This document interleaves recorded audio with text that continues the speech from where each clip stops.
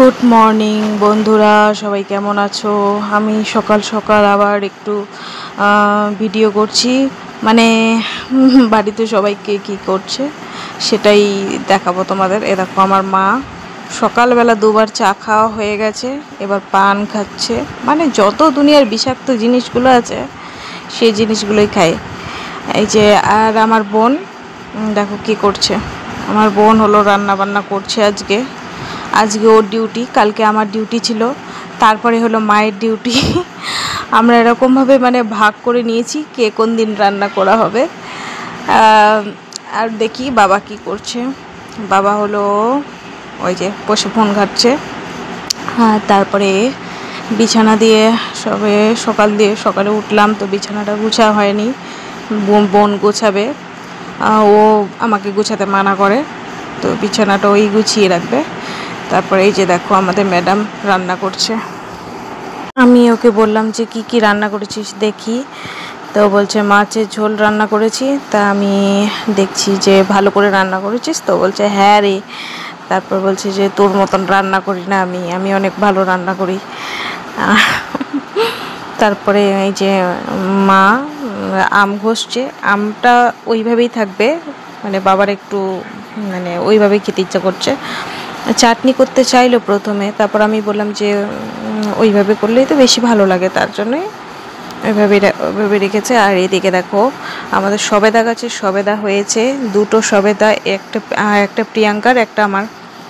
কিন্তু মা বলছে না, দুজনকার মধ্যে কারো না, এটা আমাদের গোপু সোনার। একটা বড় হয়েছে আর একটা এখনও ছোট আছে। তো দেখো, আমাদের নয়নতারা গাছে কত ফুল হয়েছে, প্রচুর ফুল হয়েছে। আজকে তো অনেকটা কম হয়েছে, অন্য দিন কিন্তু অনেকটা বেশি ফুল হয়। আর এই যে আমাদের কুকুর ঘুরে বেড়াচ্ছে। জামরুল গাছে জামরুল শেষ, আর জামরুলগুলো এবারে এত মিষ্টি হয়েছে, একদম চিনির মতন মিষ্টি। আর অনেক বড় বড় সাইজের হয়েছিল জামরুলগুলো, সব খাওয়া হয়ে গেছে। আমি তবু মাঝে মাঝে গাছে একটু উঁকি মারি ছাদ দিয়ে, তারপরে নিচে দিয়ে একটু দেখি যে হয়েছে কি না জামরুল। তো জামরুল শেষ, আমি একটু ছাদে যাচ্ছি, আর ওকে বলছি এই ভালো করে রান্না কর। তারপরে একটু ছাদে যাই, ছাদে গিয়ে দেখি তো মা বলছিল সকালবেলা চিপস দিয়েছে, আলুর চিপস। আমি খেতে ভালোবাসি আলুর চিপস, তো আলুর চিপস ছাদে শুকোতে দিয়েছে। দাদা বৌদির জন্য নিয়ে যাবে বলছিল চিপস।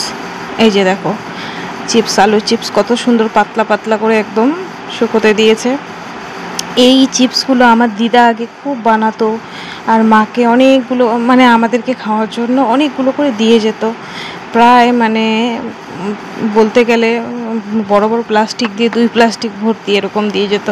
দেখো, আমাদের গাছে পেয়ারা হয়েছে, কত প্রচুর পেয়ারা হয়েছে। তারপর সামনের দিকে আরেকটা পেয়ারা গাছ আছে, সেখানেও প্রচুর পরিমাণে পেয়ারা হয়েছে। আর এই পেয়ারাগুলো পাকলে যে কি সুন্দর মিষ্টি লাগে, মানে আর এত পরিমাণে পেয়ারা হয় না, মানে খেয়ে শেষ করা যায় না। আর এই যে এই লঙ্কাগুলো শুকনো লঙ্কা বানানো হবে, তাই মা লাল লঙ্কাগুলো আলাদা করে রেখেছে, তাই আমি রোদে দিয়ে দিলাম।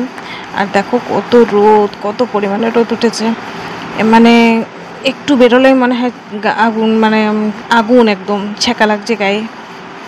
তো কোনো মতনে আমি ছাদ থেকে নিয়ে নামলাম। তারপর মা বলছে যে আমি শাক তুলছি, তা আমাকে যেতে বলছিল, যে আমার এত রোদের মধ্যে ভালো লাগছে না। আগে এই ছেঁচি শাকগুলো খুব খাওয়া হতো, আর এখানে লাউ শাক হয়েছে, তো লাউ শাকটা এইভাবে দেওয়া হয়েছে। ছেঁচি শাকটা মা তুলে নিয়ে এসছে। এবার এটা দেখো কি সুন্দর কচি কচি শাক, এটা আমি ভাজবো। আর এইটা না অনেক রকমভাবে ভাজি খাওয়া যায়, তো আজকে আমি একটু অন্যরকম করে ভাজবো। আর এত টেস্ট লাগে, এই শাকগুলো কিন্তু দারুণ টেস্টি হয়। তো দেখো, আমার ভাজা হয়ে গেছে, আর আজকে আমি লেবু দিয়ে ভাত খাচ্ছি, মাছ, লেবু।